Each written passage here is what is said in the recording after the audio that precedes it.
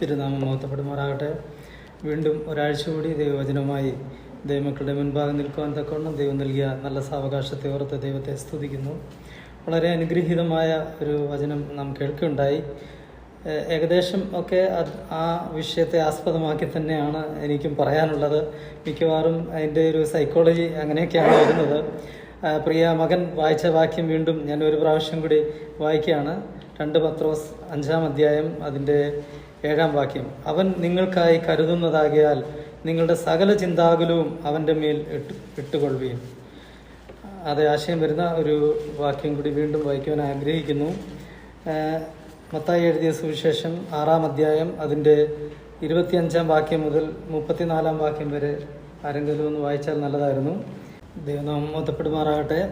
ഈ സുവിശേഷത്തിൻ്റെ 6-ാം അധ്യായം 25-ാം വാക്യം മുതൽ ഈ 34-ാം വാക്യം വരെയുള്ള ഈ വാക്യത്തിൻ്റെ ഇടയ്ക്ക് 4 പ്രാവശ്യം വിചാരപ്പെടരുത് എന്നുള്ള വാക്ക് ഉച്ചരിക്കുന്നതായിട്ട് നമുക്ക് കാണാൻ കഴിയും. നാം അധിവസിക്കുന്ന ഈ ഭൂമി ഓരോ നിമിഷവും നമുക്ക് വിചാരം അല്ലെങ്കിൽ ഉത്കണ്ഠ, ആകാംക്ഷഭരിതമായ ഒരു ലോകത്തിലാണ് നാം ആയിരിക്കുന്നത്. നമുക്കറിയാം, ഈ ലോകത്തിൽ നടക്കുന്ന സംഭവ വികാസങ്ങളൊക്കെ നടക്കുമ്പോൾ അടുത്ത നിമിഷം, അടുത്ത ദിവസം അല്ലെങ്കിൽ അടുത്ത മിനിറ്റിൽ എന്ത് സംഭവിക്കും എന്ന് നമുക്കൊന്നും ആർക്കും പ്രവചിക്കാൻ കഴിയാത്തതിൽ അതീതമായ സംഭവബഹുലമായ ഒരു ലോകത്തിലാണ് നാം ആയിരിക്കുന്നത്. നമുക്കറിയാം, അറബ് കൺട്രികളിൽ നോക്കുകയാണെങ്കിൽ അവിടെ യുദ്ധത്തിൻ്റെയും യുദ്ധഭീതികളുടെയും മുറവിളി കൂട്ടുന്ന ഒരു അവസ്ഥയിലേക്ക് പോയിക്കൊണ്ടിരിക്കുന്നു.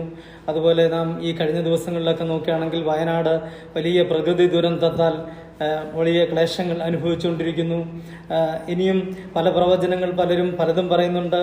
ഈ നിമിഷങ്ങളിൽ ഇനിയും എന്താണ് സംഭവിക്കാൻ പോകുന്നത് എന്ന് നമുക്കറിയില്ല. എന്നാൽ നമുക്കൊന്നറിയാം, നമ്മുടെ നാഥൻ അറിയാതെ നമ്മുടെ ജീവിതത്തിൽ ഒന്നും സംഭവിക്കുന്നില്ല. ഈ കാലഘട്ടത്തിലെ പല കാര്യങ്ങളും നാം കാണുമ്പോഴും കേൾക്കുമ്പോഴും ഒരു വേദപഠിതാവ് അല്ലെങ്കിൽ ഒരു വിശ്വാസി എന്നുള്ള നിലയിൽ നമുക്ക് ആശ്വാസം കണ്ടെത്തുവാനായിട്ട് കഴിയും.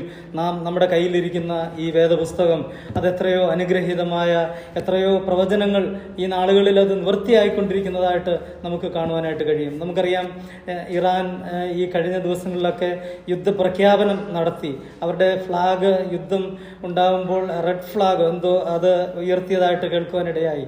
ഏത് നിമിഷം അടുത്ത ചില മണിക്കൂറുകൾക്കുള്ളിൽ യുദ്ധം പൊട്ടിപ്പുറപ്പെടും എന്നൊക്കെ നാം കേൾക്കുവാനിടയായി. അതിന് കാരണമുണ്ട്. കാരണം എന്താണെന്ന് ചോദിച്ചാൽ നമുക്കറിയാം, ഇസ്രയേലിൻ്റെ ഉന്നത ഭരണാധികാരികളെ അവർ പോലും അറിയാതെ, ആരെന്നറിയാത്തവർ തട്ടിക്കളഞ്ഞു. അല്ലെങ്കിൽ അവരുടെ ഗസ്റ്റായി വന്ന പരമോന്നത നേതാവിനെ അവരുടെ രാജ്യത്ത് തന്നെ വെച്ച് വധിക്കുന്നു. ഇങ്ങനെയൊക്കെയുള്ള സംഭവങ്ങൾ അത് എല്ലാവർക്കും അറിയാം, അതാരാണ് ചെയ്യുന്നെന്നുള്ളത്. എന്നാൽ അതിന് എതിരായിട്ട് ചെയ്യുവാൻ ഒരു വലിയ യുദ്ധം പൊട്ടിപ്പുറപ്പെട്ടാൽ എന്നെ സംബന്ധിച്ച് വചനം പഠിക്കുന്ന ഒരു വ്യക്തി എന്നുള്ള നിലയിൽ എനിക്ക് മനസ്സിലാക്കുവാൻ കഴിയുന്നത്, ഇറാനുമായിട്ടൊരു വലിയ യുദ്ധമുണ്ടായാൽ നമുക്കറിയാം, ലോകത്തിലുള്ള മറ്റ് അനേക രാജ്യങ്ങളെ നോക്കുമ്പോൾ അതുപോലെ ഒരു വലിയ സൂപ്പർ പവർ രാജ്യമാണ് ഇറാൻ എന്ന് പറയുന്ന രാജ്യം. ആ ഇറാൻ എന്ന് പറയുന്ന രാജ്യം അവർക്ക് ഉള്ള അത്രയും പവർ വെച്ചിട്ട് അവർക്കെതിരായി നിൽക്കുന്ന ഇസ്രായേലിനോട് അടിക്കുകയാണെങ്കിൽ അവരെ ചെറുത്ത് നിൽക്കുവാനുള്ള വലിയ പവറൊന്നും അവരെക്കുറിച്ച് പറയുന്നില്ല. എന്നാൽ എന്ത് സംഭവിക്കും നമുക്കറിയില്ല. എന്നാൽ ഇതൊന്നും സംഭവിക്കാൻ ഇപ്പോൾ പാടില്ല എന്നുള്ളത് വേദവചനത്തിൽ നിന്ന് നമുക്ക് മനസ്സിലാക്കുവാനായിട്ട് കഴിയും. ദൈവത്തിൻ്റെ പദ്ധതിയിലുള്ള ഒരു കാര്യങ്ങൾ പോലും അത് നടക്കാതിരിക്കുകയില്ല. ഇസ്രായേലിനെ ഒരു ഘടികാരമായി നോക്കിക്കാണുന്ന ഒരു വിശ്വാസിക്ക് അവരുടെ ഓരോ ജീവിതത്തിൻ്റെ അല്ലെങ്കിൽ ഇസ്രായേൽ രാജ്യത്തോടുള്ള ബന്ധത്തിലുണ്ടാകുന്ന ഓരോ കാര്യങ്ങളും ആ ഘടികാരത്തിൻ്റെ സൂചിയുടെ ആ പോക്കിനെ നമുക്ക് അവിടെ ദർശിക്കുവാനായിട്ട് കഴിയും. ഇനിയും അധികം സമയമില്ല. സമയം ഏറ്റവും ആസന്നമായിരിക്കുന്ന ഒരു നാളുകളിലാണ് നാം ആയിരിക്കുന്നത്. എൻ്റെ വിഷയം അതല്ല ഞാൻ പറയുവാൻ ഉദ്ദേശിക്കുന്നത്. ഇങ്ങനെ ഏത് രീതിയിലും നാം ആകാംക്ഷാഭരിതരായി, ഉത്കണ്ഠാഭരിതരായി നാം ആയിരിക്കുമ്പോൾ ഒരു ദൈവ പൈതലിനോടുള്ള ബന്ധത്തിൽ നാം വായിച്ച വാക്യം അതാണ്. നമുക്ക് ഒന്നും ഭയപ്പെടേണ്ടതായിട്ടില്ല. നമ്മുടെ സകല ചിന്താഭാരവും അവൻ്റെ മേലിട്ടുകൊള്ളുക. അവൻ അത് എല്ലാം നന്നായി നിർവഹിക്കും. അവന് അങ്ങനെയാണ് അവൻ നമ്മെ നിർമ്മിച്ചതിന് മുൻപേ ഇതൊക്കെയും പദ്ധതി ഇട്ടിട്ടുള്ളതാണ്. കാരണം നാം ഒരു വിവാഹത്തിന് നമ്മെ ആരെങ്കിലും ക്ഷണിച്ചാൽ വളരെ ദൂരത്തു നിന്ന് നാം യാത്ര ചെയ്ത് അവിടെ എത്തുമ്പോൾ നാം അവരോട് പറയാം, ഞങ്ങൾ ഉച്ചയ്ക്ക് അവിടെ വരുമ്പോൾ ഞങ്ങളുടെ ഭക്ഷണം കരുതിക്കൊള്ളണമെന്ന് നമുക്ക് പറയേണ്ട ആവശ്യമുണ്ടോ? ഒരു കല്യാണത്തിൻ്റെ പ്രോഗ്രാമുകൾ സെറ്റ് ചെയ്യുമ്പോൾ തന്നെ കല്യാണത്തിന് വരുന്ന അതിഥികൾക്ക് വിരുന്ന് ഒരുക്കുക എന്നുള്ളത് അവരുടെ കർത്തവ്യമാണ്. അതിനുവേണ്ടി അവർ ഏറ്റവും നല്ല കാറ്ററിംഗുകാരെ, ഏറ്റവും നല്ല മെനു ഒക്കെ അവർ നേരത്തെ സെറ്റ് ചെയ്തിട്ടുണ്ടായിരിക്കും. അതുപോലെയാണ് ദൈവം നാം ഈ ഭൂമിയിൽ ജനിക്കുന്നതിന് മുമ്പേ നാം എങ്ങനെയായിരിക്കണം, നമ്മുടെ ഓരോ കാര്യങ്ങളും വളരെ ഭംഗിയായി തന്നെ സെറ്റ് ചെയ്തിട്ടുള്ള ഒരു ദൈവമാണ് നമുക്ക് വേണ്ടിയിട്ടുള്ളത്. അതുകൊണ്ട് നമുക്ക് യാതൊരു കാര്യത്തിലും വ്യാകുലപ്പെടേണ്ട ആവശ്യമില്ല. ഇന്നത്തെ അല്പനേരത്തെ ചിന്തയ്ക്കായിട്ട് ഈ വ്യാകുലം എന്നുള്ള ചിന്തയെ ആസ്പദമാക്കി ആ വാക്യത്തിൻ്റെ ഉള്ളിൽ നിന്നുകൊണ്ട് തന്നെ ചില ചിന്തകൾ പങ്കുവെക്കാം എന്നാണ് ഞാൻ ആഗ്രഹിക്കുന്നത്. വ്യാകുലം എന്ന് പറഞ്ഞാൽ അത് ആൻസൈറ്റി, ആ ഒരു വാക്കാണ് അതിൽ നിന്ന് വരുന്നത്. ഉത്കണ്ഠ, ആ വാക്ക് അത് ഗ്രീക്ക് പദത്തിൽ അത് നാം നോക്കുകയാണെങ്കിൽ പിച്ചി ചീന്തുക അല്ലെങ്കിൽ കഷണങ്ങളായി വിഭജിക്കുക എന്നുള്ള ഒരു അർത്ഥമാണ് അതിൽ നിന്ന് ഉണ്ടാവുന്നത്. ആക്ച്വലി ആ ഗ്രീക്ക് പദത്തിൽ നിന്നുള്ള ആ പദമായിരിക്കും ഏറ്റവും ഈ ഒരു ആകുലം എന്നുള്ള ആ ഒരു വാക്കിന് ഏറ്റവും അനുയോജ്യമായ ഒരു പദം എന്നുള്ളത് നമുക്ക് ചിന്തിക്കുവാൻ കഴിയും. കാരണം ആകുല ചിന്തയാണ് നമ്മളുടെ ഹൃദയങ്ങളെ പലപ്പോഴും നുറുക്കുന്നത്, നമ്മളെ തകർക്കുന്നത്, നമ്മളെ പിച്ചി ചീന്തുന്നത് നമ്മുടെ ആകുലങ്ങളാണ്. ഒരു ദൈവ പൈതൽ എന്നുള്ള നിലയിൽ നമുക്ക് നമ്മെ സംബന്ധിച്ചിടത്തോളം അല്ലെങ്കിൽ എന്നെ കേൾക്കുന്ന ദൈവമക്കളായിട്ടുള്ളവർക്ക് ഇങ്ങനത്തെ ആകുലത്തിൻ്റെ ആവശ്യങ്ങൾ ഒന്നുമില്ല എന്ന് പറയുമ്പോൾ തന്നെയും പലപ്പോഴും നാം എത്രയോ ആകുലരാണ്, നമുക്കതിൻ്റെ ആവശ്യമുണ്ടോ എന്ന് നാം നമ്മെ തന്നെ ഒന്ന് കൂലങ്കക്ഷമായിട്ട് ചിന്തിക്കേണ്ട ആവശ്യമുണ്ട്. ഈ ലോകത്തിൽ ഉള്ള പല കാര്യങ്ങൾ നമ്മെ ആകുലപ്പെടുത്തുന്ന കാര്യങ്ങളുണ്ടാകാം. നമ്മുടെ ദൈനംദിന ജീവിതത്തിൽ, നമ്മുടെ വ്യക്തിപരമായ ജീവിതത്തിൽ, നമ്മുടെ മക്കളുടെ വിദ്യാഭ്യാസം അല്ലെങ്കിൽ അവരുടെ വിവാഹം അല്ലെങ്കിൽ അവരുടെ മറ്റ് എന്തെങ്കിലും കാര്യങ്ങൾ, അതൊക്കെയും നമ്മെ ആകുലപ്പെടുത്താം. എന്നാൽ ദൈവവചനം വ്യക്തമായി നമ്മോട് രേഖപ്പെടുത്തുകയാണ്, നമുക്ക് അങ്ങനെ വ്യാകുലതയുടെ ഒരു ആവശ്യവുമില്ല, നമുക്ക് അങ്ങനെ വ്യാകുലപ്പെടേണ്ട ഒരു ആവശ്യമില്ല എന്ന് അസന്നിഗ്ധമായി വേദവചനം നമ്മെ ഉത്ബോധിപ്പിക്കുകയാണ്. ഒരു രീതിയിൽ പറഞ്ഞാൽ നാം വസിക്കുന്ന ഈ ലോകത്തിൽ നമുക്ക് പഴയ കാലത്തെ അപേക്ഷിച്ച് എന്തെങ്കിലും വ്യാകുലതയുടെ ഒരു ആവശ്യമുണ്ടോ? പഴയ കാലത്ത് നാം വായിച്ച വാക്യത്തിൽ വായിക്കുന്നത് ഉണ്ണുവാനും ഒടുക്കുവാനും ഉള്ള കാര്യത്തിനെ പറ്റി, ഉണ്ണുവാൻ അല്ലെങ്കിൽ വിശപ്പിന് ആഹാരത്തിന് വേണ്ടിയുള്ള കാര്യങ്ങൾക്കൊന്നും വ്യാകുലപ്പെടേണ്ട ഒരു ഘട്ടം ഇന്നത്തെ കാലഘട്ടത്തിലുണ്ടോ? അല്ലെങ്കിൽ ഇന്ന് നമ്മ ഇവിടെ ആയിരിക്കുന്ന സ്ഥാനത്ത് നമുക്കൊരു ഫുഡ് ആവശ്യമുണ്ടെങ്കിൽ നമ്മുടെ കയ്യിലുള്ള മൊബൈൽ ഫോണിൽ ഒന്ന് ഞെക്കിയ അതിൻ്റെ ആവശ്യമേ ഉള്ളൂ, ഫുഡ് ഇവിടെ എത്തും. അല്ലെങ്കിൽ നമുക്കൊരു യാത്ര ചെയ്യണമെങ്കിൽ നമുക്ക് ടിക്കറ്റ് എടുക്കണം, നാളെ രാവിലെ എഴുന്നേറ്റ് ടിക്കറ്റ് കൗണ്ടറിലേക്ക് പോകണം, ക്യൂ നിൽക്കണം, അവിടെ പോയി ടിക്കറ്റ് എടുക്കണം. അതിൻ്റെ ഒന്നും ആവശ്യമില്ല, നമ്മുടെ കയ്യിലുള്ള ഫോണിൽ നിന്ന് തന്നെ നമുക്ക് കുത്തി ആ കാര്യങ്ങൾ ചെയ്യുവാനായിട്ട് കഴിയും. അല്ലെങ്കിൽ നമുക്ക് ഏതെങ്കിലും ഒരു ആവശ്യം, ഒരു വസ്തുവിൻ്റെ ആവശ്യം, നമുക്ക് പർച്ചേസ് ചെയ്യേണ്ട ആവശ്യമുണ്ടെങ്കിൽ നമുക്ക് അതൊന്നും അവിടെ പോയി വാങ്ങേണ്ട ആവശ്യമില്ല. നമ്മുടെ ഫോണിൽ ആ കാര്യങ്ങളൊക്കെ നമുക്ക് സെലക്ട് ചെയ്ത് ഒരു നിമിഷം കൊണ്ട് തന്നെ അതിവിടെ വരുത്തുവാനായിട്ട് കഴിയും. എല്ലാ കാര്യങ്ങൾക്കും എല്ലാ സൗകര്യങ്ങളും നിറഞ്ഞു നിൽക്കുന്ന ഒരു കാലഘട്ടത്തിലാണ് നമ്മളായിരിക്കുന്നത്. എന്നാലും നാം വ്യാകുലരാണ്. എന്തിനെക്കുറിച്ച് നമുക്ക് വ്യാകുലപ്പെടണം? ഇതിലും പരമമായ രീതിയിലുള്ള ഒരു സിറ്റുവേഷൻ അല്ലെങ്കിൽ അങ്ങനെയുള്ള ഒരു കാലം ഇനിയും വരാനില്ല. അത്രയ്ക്കും ഏറ്റവും അത്യാധുനികമായ ഒരു കാലഘട്ടത്തിൽ നാം ജീവിക്കുമ്പോഴും നമുക്ക് പിന്നെയും ഭയത്തിൻ്റെ അല്ലെങ്കിൽ നമുക്ക് പിന്നെയും ആകുലതയുടെ അവസ്ഥകളാണ് നമ്മുടെ ജീവിതത്തിൽ നമുക്ക് ഉണ്ടാകുന്നത്. അങ്ങനെ നമുക്ക് ആ വ്യാകുലത്തിൻ്റെ യാതൊരു ആവശ്യവുമില്ല എന്ന് നാം മത്തായി എഴുതിയ സുവിശേഷം 6-ാം അധ്യായം 25-ാം വാക്യം നാം ഇങ്ങനെയാണ് ആദ്യം വായിക്കുന്നത്. അതുകൊണ്ട് ഞാൻ നിങ്ങളോട് പറയുന്നത്, എന്ത് തിന്നും എന്ത് കുടിക്കും എന്ന് നിങ്ങളുടെ ജീവനായിക്കൊണ്ടും എന്ത് ഉടുക്കും എന്ന് ശരീരത്തിനായിക്കൊണ്ടും വിചാരപ്പെടരുത്. നമ്മുടെ നാം ആദ്യം വായിച്ച വാക്യത്തിൽ നാം വായിച്ചല്ലോ, ഒന്നിനെക്കുറിച്ചും വിചാരപ്പെടരുത്, ഒന്നിനെക്കുറിച്ചും നമുക്ക് വിചാരപ്പെടേണ്ട ആവശ്യമില്ല, സകല ചിന്താകുലവും നാം അവൻ്റെ മേൽ ഇട്ടുകൊള്ളുക എന്ന്. നാം ഈ വാക്യത്തിൻ്റെ അതിൻ്റെ ഒന്ന് കൂലങ്കക്ഷമായി നാം പഠിക്കുകയാണെങ്കിൽ നമ്മുടെ ജീവിതത്തിൽ ഈ ഘട്ടങ്ങളൊക്കെ വരുമ്പോൾ നമ്മുടെ ഹൃദയത്തിന് ഭാരം വരേണ്ട, അല്ലെങ്കിൽ നമ്മുടെ ഹൃദയം നുറുകപ്പെടേണ്ട, അല്ലെങ്കിൽ നാം ആ രീതിയിൽ നമ്മുടെ ഹൃദയത്തിന് ഒരു ചഞ്ചലമുണ്ടാകേണ്ട ഒരു ആവശ്യവുമില്ല. ഈ ലോകത്തിലുള്ള യാതൊരു മരുന്നുകളും നമുക്ക് നമ്മുടെ ഹൃദയത്തിൻ്റെ മുറിവുകൾ, അല്ലെങ്കിൽ നമ്മുടെ ഹൃദയത്തിൻ്റെ ആ കഷ്ണമായി മുറുക്കപ്പെട്ട അതിനെ കൂട്ടിച്ചേർക്കുവാനായിട്ട് നമുക്ക് ഒരു കാരണവശാലും കഴിയുകയില്ല. അതിന് കഴിയണമെങ്കിൽ ദൈവത്തിൽ ആശ്രയിക്കുകയും ദൈവം നൽകുന്ന ആ മരുന്ന് നാം ഉപയോഗിക്കുകയും ചെയ്താൽ മാത്രമേ നമുക്ക് അതിൽ നിന്നും വിടുതൽ ലഭിക്കാനായിട്ട് നമുക്ക് കഴിയുകയുള്ളൂ. ഹിന്ദിയിൽ ഒരു പാട്ട് ഇങ്ങനെയുണ്ട്, ഹിന്ദി സിനിമയിലുള്ള പാട്ടാണ്. എന്താന്ന് ചോദിച്ചാൽ, മന്ദിർ ഗിർത്ത തോ ബൻ ജാത്ത, ദിൽ ടൂട്ട് ജാത്തോ തോ കോൻ സമാൽത്ത. മന്ദിർ എന്ന് പറഞ്ഞാൽ ബിൽഡിങ് പൊളിഞ്ഞു പോയാൽ അത് നമുക്ക് വീണ്ടും പണിയുവാനായിട്ട് കഴിയും, അതിനെ നമുക്ക് വീണ്ടും ചമയ്ക്കുവാൻ കഴിയും. എന്നാൽ ഹൃദയം പൊളിഞ്ഞാൽ അത് ആർക്ക് അതിനെ പണിയുവാൻ കഴിയും? നമുക്ക് അത് കഴിയുകയില്ല എന്നുള്ളതാണ്. ലോകത്തിലുള്ള യാതൊരു മരുന്നുകൾക്കോ യാതൊരു കാര്യങ്ങൾക്കോ നമ്മുടെ ഹൃദയത്തിനെ യോജിപ്പിക്കുവാനായിട്ട് കഴിയുകയില്ല. ഒരു വലിയ പശ ഉണ്ടാക്കുന്ന കമ്പനിക്കാരുടെ പരസ്യത്തിനകത്ത് ഇങ്ങനെ കണ്ടിട്ടുണ്ട്, ഒരു ബോളിൻ്റെ രണ്ട് സൈഡിലും ആനകളെ നിർത്തിയിട്ട് അങ്ങോട്ടും ഇങ്ങോട്ടും വലിക്കുന്നതായിട്ട്. അത്രയ്ക്ക് ആനകൾ വലിച്ചാൽ പോലും പൊട്ടാത്ത രീതിയിലുള്ള പശയാണ്, ഫെവിക്കോളിൻ്റെ മറ്റോ ആണോന്നാണ് എനിക്ക് തോന്നുന്നത്.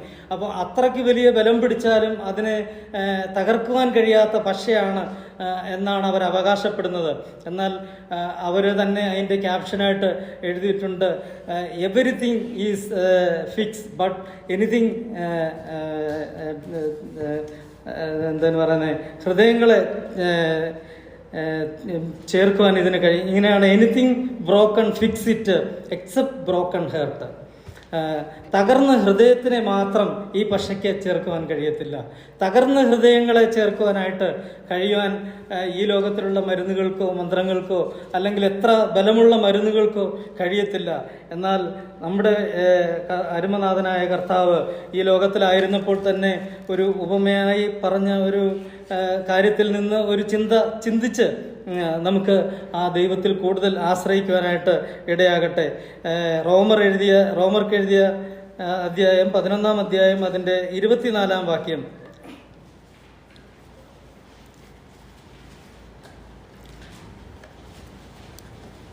സ്വഭാവത്തിൽ കാട്ടുമരമായതിൽ നിന്ന് നിന്നെ മുറിച്ചെടുത്ത് സ്വഭാവത്തിന് വിരോധമായി നല്ല ഒലിവ് മരത്തിൽ ഒട്ടിച്ചു വയ്ക്കുന്നു.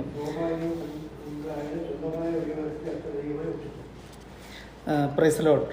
ഞാൻ ഇതിൽ നിന്ന് പറയുവാൻ ആഗ്രഹിക്കുന്ന വാക്യം, സ്വഭാവത്തിൽ നാം കാട്ടുമരമായ, അതിൻ്റെ കൺസെപ്റ്റ് ഒന്നും ഞാൻ പറയുവാനായിട്ട് ആഗ്രഹിക്കുന്നില്ല. സ്വഭാവത്തിൽ കാട്ടുമരമായ ഒരു ചെടിയിൽ നിന്ന് മുറിച്ചെടുത്ത് ആ കൊമ്പിനെ സ്വഭാവത്തിന് വിരുദ്ധമായി നല്ല മരത്തിൽ ഒട്ടിച്ചു ചേർക്കുന്ന ഒരു കാര്യം. ഇവിടെ എന്താണ് സ്വഭാവത്തിന് വിരുദ്ധമായ കാര്യം നടക്കുന്നത്? ആർക്കെങ്കിലും ഈ വാക്യത്തിൽ നിന്ന് അസ്വാഭാവികമായ സ്വഭാവവിരുദ്ധമായ ഏത് കാര്യമാണ് സംഭവിച്ചെന്ന് പറയാമോ? നിങ്ങൾക്ക് ഈ ബഡ്ഡിങ് അറിയാമെങ്കിൽ അറിയാം. സാധാരണ ചെയ്യുന്നത്, ഒരു കാട്ടുമരത്തിൻ്റെ വേര് അല്ലെങ്കിൽ അതിൻ്റെ കുറ്റി എടുത്തിട്ട് നല്ല മരത്തിൻ്റെ ശാഖ അല്ലെങ്കിൽ അതിൻ്റെ ആ സാധനമാണ് അത് ഒട്ടിച്ചു ചേർക്കുന്നത്. ഇവിടെ അസ്വാഭാവികമായ സംഭവം ഉണ്ടായത്. ഇവിടെ കാട്ടുമരത്തിൻ്റെ അതിൽ നല്ല മരത്തിൻ്റെ അല്ല ഒട്ടിച്ചത്. ഇതിൽ അസ്വാഭാവികമായ സംഭവമാണ് ഇവിടെ നടന്നിരിക്കുന്നത്. ഇവിടെ നടന്നിരിക്കുന്നത് നല്ല മരത്തിൻ്റെ കൊമ്പ് മുറിച്ചിട്ട് പന്നമരം കൊണ്ടുവന്ന് അതിൽ കൂട്ടിച്ചേർക്കുക ചെയ്തിരിക്കുന്നത്. ഇതിൽ നിന്ന് നമുക്ക് പഠിക്കുവാനുള്ള കാര്യം എന്താണെന്ന് ചോദിച്ചാൽ, നമുക്കറിയാം ഈ ലോകത്തിൽ ബഡ് ചെയ്തിട്ടുള്ള റബ്ബർ ബഡ് ചെയ്യുന്നിടത്തൊക്കെ ഞാൻ പോയിട്ടുണ്ട്. ഞാൻ ബഡ് ചെയ്ത് റബ്ബർ വാങ്ങി നട്ടിട്ടുമുണ്ട്. ആ റബ്ബർ നമുക്കറിയാം നല്ല ഒരു കുറ്റിയായിരിക്കുമ്പോൾ അവർ എനിക്ക് തോന്നുന്നു ആ പ്ലാസ്റ്റിക്കിൽ കുരു ഇട്ട് തന്നെ കിളിപ്പിച്ച് കൊണ്ടിരുന്നാന്ന് തോന്നുന്നു. നല്ല സ്ട്രോങ് ആയിട്ട് അത് കിളിച്ച് വരുമ്പം അതിനെ കട്ട് ചെയ്തിട്ട് അതിനകത്ത് നല്ല മരത്തിൻ്റെ ശാഖയെ കൊണ്ടുവന്ന് കൂട്ടി യോജിപ്പിക്കുക ചെയ്യുന്നത്. എന്നിട്ട് അത് വളർന്നു വരും. അപ്പോൾ അതിന് ചുറ്റിനും പ്ലാസ്റ്റിക്കൊക്കെ കെട്ടി നല്ലതായിട്ട് വയ്ക്കും. വേറെ ഒരു കൊമ്പും അതിൽ നിന്ന് പിന്നെ മുളയ്ക്കുവാൻ സമ്മതിക്കത്തില്ല. നാം അതിനെ കൊണ്ടുവന്ന് കുഴിച്ചു വെച്ചാലും അതിൻ്റെ അകത്ത് നിന്ന് ഈ ബഡ് ചെയ്ത മുള അല്ലാതെ വേറെ ഏതെങ്കിലും മുള കിളിച്ചു വന്നാൽ അത് ഒടിച്ചു കളയണം. ഇല്ലെങ്കിൽ ഈ ബഡ് ചെയ്ത മുളയ്ക്ക് സ്ട്രോങ് ആയിട്ട് കിളിക്കാനും പറ്റത്തില്ല. ആ പഴയ മരം വീണ്ടും കളിച്ചു വരും. അങ്ങനെ വരാതിരിക്കാനായിട്ടാണ് വേറെ ഏതെങ്കിലും മുള വന്നാൽ അത് ഒടിച്ചു കളയേണ്ട ആവശ്യമുണ്ട്. എന്നാൽ ഇവിടെ കർത്താവ് പഠിപ്പിച്ചിരിക്കുന്ന ഇത് അസ്വാഭാവികമായ, സ്വഭാവത്തിന് വിരുദ്ധമായ ഒരു സംഭവമാണ് ഇവിടെ കാണിച്ചു തന്നിരിക്കുന്നത്. ഇത് നമ്മുടെ കർത്താവ് നമ്മോടുള്ള ബന്ധത്തിൽ അവൻ ചെയ്ത വലിയ കാര്യങ്ങളെ കൂടി നമ്മെ ഓർമ്മിക്കുകയാണ്. അവൻ നമുക്ക് വേണ്ടി നമ്മൾ അനുഭവിക്കേണ്ടിയിരുന്ന പാപത്തിൻ്റെ ശിക്ഷയാകുന്ന മരണത്തിൽ നിന്ന് നമ്മെ വീണ്ടെടുക്കുവാനായിട്ട് ദൈവം തീരുമാനിച്ചപ്പോൾ അവൻ്റെ അരുമനാഥനായ പൊന്നോമന പുത്രനെ ഈ ലോകത്തിലേക്ക് നമുക്ക് വേണ്ടി അയക്കുവാനായിട്ട് തീരുമാനിച്ചു എന്നുള്ളത് അസ്വാഭാവികമായ ഒരു സംഭവമാണ്. അതുപോലെ പിതാവായ ദൈവത്തിൻ്റെ എല്ലാ സമൃദ്ധിയും എല്ലാ നന്മയും അനുഭവിച്ചുകൊണ്ട് സ്വർഗത്തിൻ്റെ മകുടത്തിൽ വാണിരുന്ന പുത്രനായ ദൈവം സ്വർഗം വിട്ട് ഈ ഭൂമിയിലേക്ക് ഇറങ്ങി വരുവാനായിട്ട് തീരുമാനിച്ചത് അസ്വാഭാവികമായ സംഭവമാണ്. അവൻ ഈ ഭൂമിയിൽ വന്ന് ജഡധാരം എടുത്തു, മനുഷ്യനായി ജീവിച്ചു. നമുക്കറിയാം, മനുഷ്യനായി ജീവിച്ചു എന്ന് പറഞ്ഞാൽ സാധാ ഒരു മനുഷ്യനായി അല്ല, സാധാരണയിലും താഴ്ന്ന മനുഷ്യനായി. അവൻ ശിഷ്യന്മാരുടെ കാല് കഴുകുന്നതായി നാം വചനത്തിൽ വായിക്കുന്നുണ്ട്. അത്രയ്ക്കും താഴ്മ ധരിച്ചവനായി നമ്മുടെ കർത്താവ് ഈ ഭൂമിയിലേക്ക് വന്നു. ഇത് അസ്വാഭാവികമായ ഒരു സംഭവമാണ്. ഈ അസ്വാഭാവികമായ സംഭവത്തിലൂടെയാണ് ദൈവം അവൻ്റെ പുത്രനായ ദൈവത്തിൻ്റെ ആ ഒഴുക്കപ്പെട്ട രക്തത്താൽ നമ്മെ മുറിച്ച് അവനാകുന്ന ശരീരത്തോട് നമ്മെ ചേർക്കപ്പെട്ടത്. അവൻ അസ്വാഭാവികമായ ഒരു പ്രവൃത്തിയാണ് നമ്മിലൂടെ അവൻ ചെയ്തു തീർത്തത്. നമുക്ക് ഒന്നിലും പ്രശംസിക്കുവാൻ ഇടവരാതെ വണ്ണം, ഈ സാധാരണഗതിയിൽ ഒരു ബഡ് വൃക്ഷം അത് വളരെ സ്ട്രോങ് ആയിട്ട് നിൽക്കുമ്പോഴും ആ ചെടിക്ക്, ആ ബഡ് വൃക്ഷത്തിന് പ്രശംസിക്കുവാൻ ഒരുപാട് കാര്യങ്ങളുണ്ട്. എന്താണെന്ന് ചോദിച്ചാൽ, നാളെ ആ കാട്ടുമരം പറയും, എൻ്റെ വേരുള്ളത് കൊണ്ടാണ് നീ സ്ട്രോങ് ആയിട്ട് നിൽക്കുന്നത്, ഞാൻ വലിച്ചെടുക്കുന്ന വെള്ളവും വളവും ഉള്ളത് കൊണ്ടാണ് നീ സ്ട്രോങ് ആയിട്ട് നിൽക്കുന്നത്, നീ നല്ല ഫലം കായ്ക്കുന്നത് ഞാൻ വലിച്ചെടുക്കുന്ന ആ പോഷകാഹാരങ്ങൾ നിനക്ക് നൽകുന്നത് കൊണ്ടാണ് എന്ന് പറയുവാനിടയിൽ വരും. എന്നാൽ നമ്മെ സംബന്ധിച്ചിടത്തോളം പ്രശംസിക്കുവാൻ ഒന്നുമില്ല. വേരോ കുടുംബമോ പ്രശസ്തിയോ നാം കായ്ക്കുന്ന നമ്മിൽ ഉളവാക്കുന്ന ഫലങ്ങളോ ഒന്നും നമുക്ക് പ്രശംസിക്കുവാൻ ഇടവരാതെ വണ്ണം സർവമഹത്വവും ദൈവത്തിൽ അർപ്പിക്കുവാൻ അത്ര അധികം മുന്നമേ ഒരുക്കപ്പെട്ട രീതിയിൽ പിതാവാം ദൈവം പുത്രനിലൂടെ നമ്മെ ചേർത്തിരിക്കുന്ന ആ വലിയ ഒട്ടിക്കൽ പ്രക്രിയ അത് അസ്വാഭാവികമായ ഒരു പ്രക്രിയയാണ്. അങ്ങനെയുള്ള ആ പ്രക്രിയ അനുഭവിക്കുന്ന ഒരു ദൈവപൈതൽ എന്നുള്ള നിലയിൽ നാം ഈ ലോകത്തിൽ ജീവിക്കുമ്പോൾ, ഈ ലോകം സംഭവബഹുലമായ ഒരു ലോകത്തിലാണ് നമ്മൾ ജീവിക്കുന്നത്. ഇവിടെ നാളെ എന്ത് നടക്കും, അടുത്ത നിമിഷം എന്ത് നടക്കും, നമുക്ക് ഒന്നും പ്രവചിക്കുവാൻ കഴിയത്തില്ല.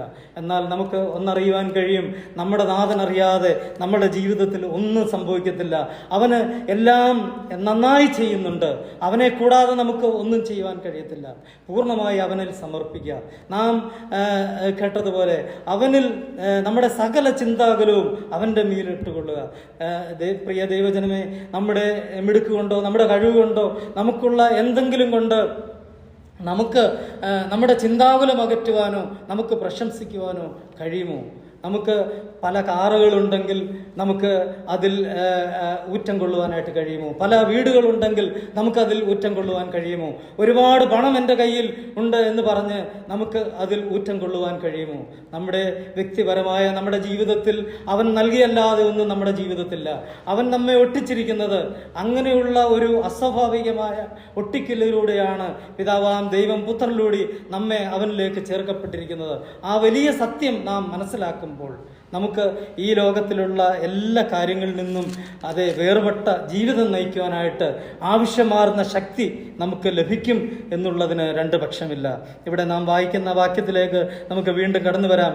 അതുകൊണ്ട് ഞാൻ നിങ്ങളോട് പറയുന്നത്, എന്ത് തിന്നും എന്ത് കുടിക്കും എന്ന് നിങ്ങൾ ജീവനായിക്കൊണ്ടും എന്ത് ഉടുക്കുമെന്ന് ശരീരത്തിനായിക്കൊണ്ടും വിചാരപ്പെടരുത്. എന്ത് തിന്നും?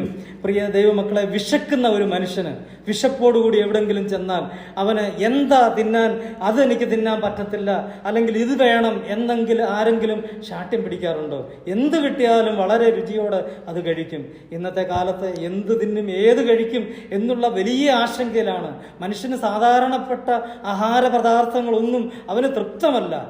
അവന് അതിനെക്കുറിച്ചുള്ള വലിയ ആശങ്കയിലാണ്.